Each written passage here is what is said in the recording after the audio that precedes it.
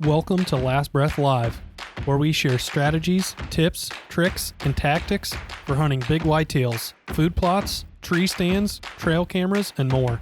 The goal of this series is to bring you educational outdoor content live as it happens in the field.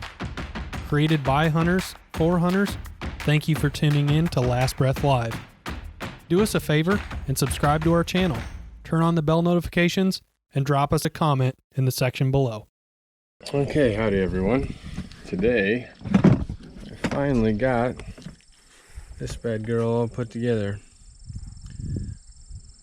If you listen to our podcast, you will hear all about this gun, the build, the trigger that's in it, the scope that's on it, the round that I'm shooting.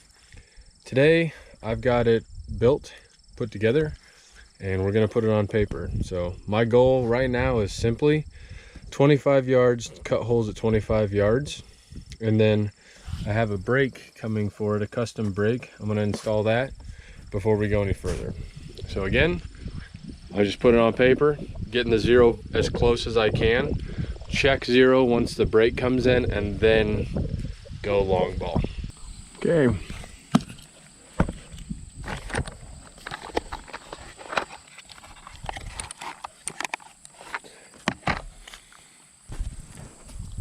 This is a large projectile. I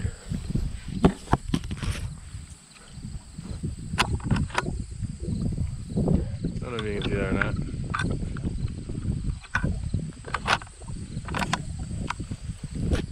We got one in the chamber. So, let's see. I might blow it off. I don't know if it does. Apologize. Let's see what happened here. First shot, 300 PRC, running X bolt, 25 yards.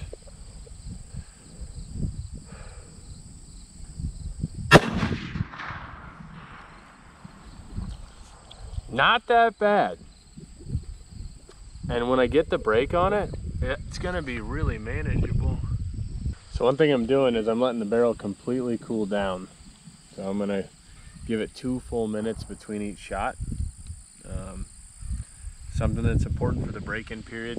Everybody has their own methodology. Realistically, I want to shoot this gun 5-10 times with a cool barrel, clean the barrel, and do that again, probably for a minimum of like 30 shots. So again, I'm gonna give it 2 full minutes to cool down. You leave the bolt open so air can flow through the barrel. The fluted barrel is going to help it cool down some, and then you know, right around probably that, it hopefully won't even be 10 shots, shouldn't even be really, maybe 5 shots to get this gun sighted in. So gonna let this cool down completely, put another one on it, go from there. Okay, 25 yards, got it close enough for this guy to push it back. Usually start at 25 just because it's easy to get on paper and I don't waste bullets. First shot, second shot, third shot. So now I'm going to put the shoot and see on there, move it out to 100 and see what happens.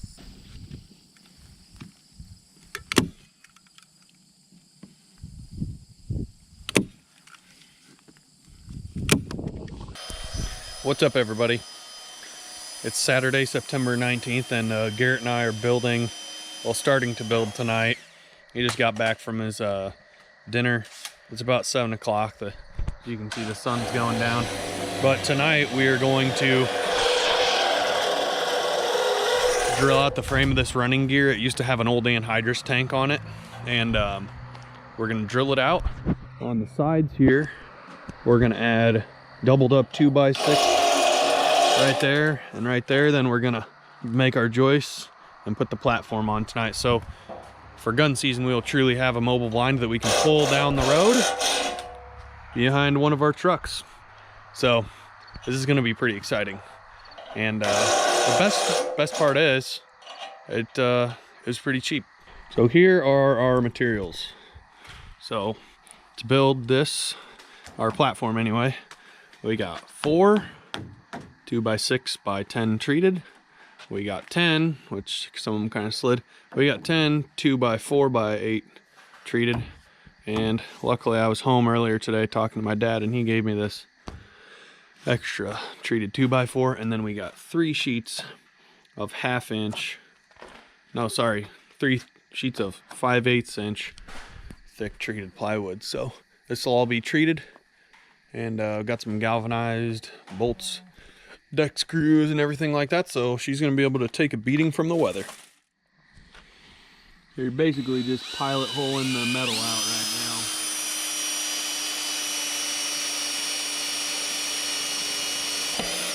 Getting through this angle iron, and then popping the big hole.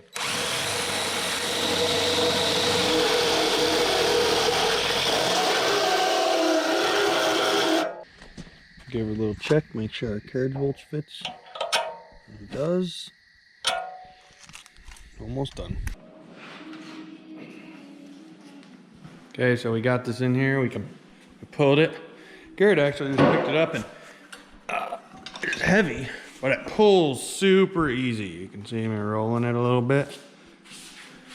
So it's gonna pull like a dream, and hopefully we'll be able to pull it with side by side. But you can see what Garrett's doing. So basically we're gonna take some screws and screw the ever living hell out of both of these. These are gonna be our big supports where our joists just sit across where our plywood gets put on, right? Mm-hmm. Yep. The key to this is you had to do this to get above the wheels. Yeah. So what he's saying is we couldn't have just started building the platform right there, because if you guys will take a look, we got to get our platform above the wheel well. Otherwise, obviously, it would catch on tires and the tire wouldn't spin. So the angle iron had to get welded on. This wasn't on here. that sucks. The drill bit broke, and it's, oh well. At least it's not in there that far. I should be able to get it out. Yeah, that's good. God, it's even a good bit. I mean, that's not a cheap bit. I mean, one thing, it was like a tool shop bit. Right. So here's what we have. So we're gonna pop 2 holes in each one of those where we just got done drilling. So we got our carriage bolts, 3/8 by 5 inch, 3/8 inch washers, and 3/8 inch hex nuts. All the shit's galvanized, so it'll stand up to the weather, but we're gonna put those on. Hopefully this bit lasts longer. Yeah. Okay, so here we have it, folks. We got our risers on both sides bolted in. You happy so far? So far, we just got to get the truss supports. We'll put the subfloor on and be There's the plywood. done for this year, because we're going to just put the down and out on it. Yep. We're going to have quite Maybe, but we're talking about not putting it on it right now, because Garrett and I suffer from a syndrome called... We like nice shit.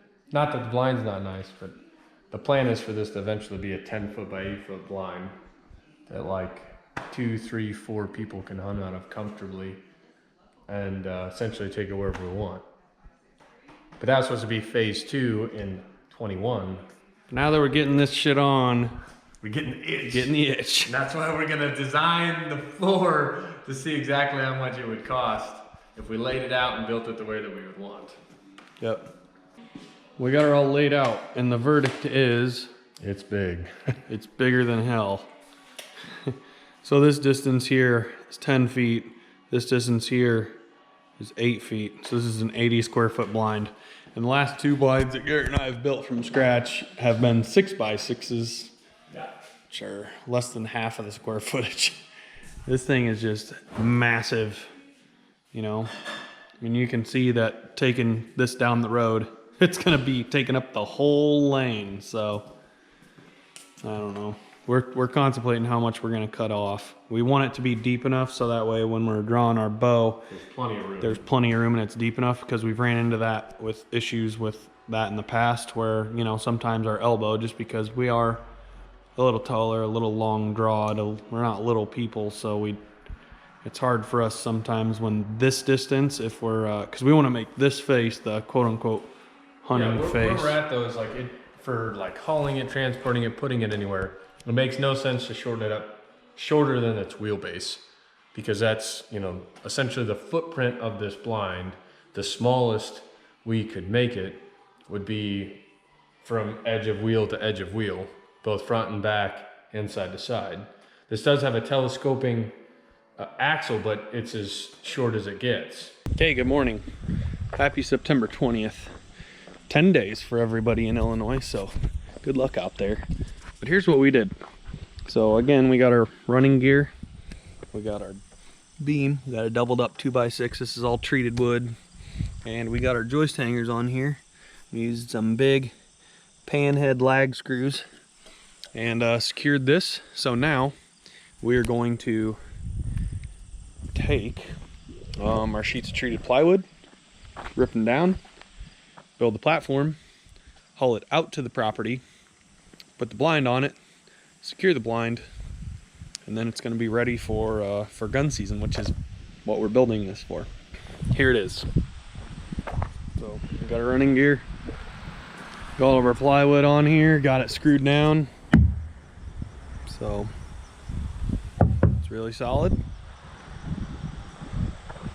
That's what it looks like. We decided last night we were going to shorten the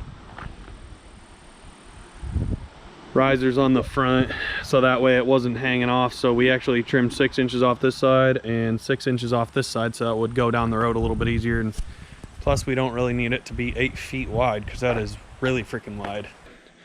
Garrett and I are going to go for the first trial run of setting up this semi-permanent blind to go on top of the mobile sled that we built on top of the running gear. So this is it. It's a Hawk down and out panel blind. It's called the Warrior.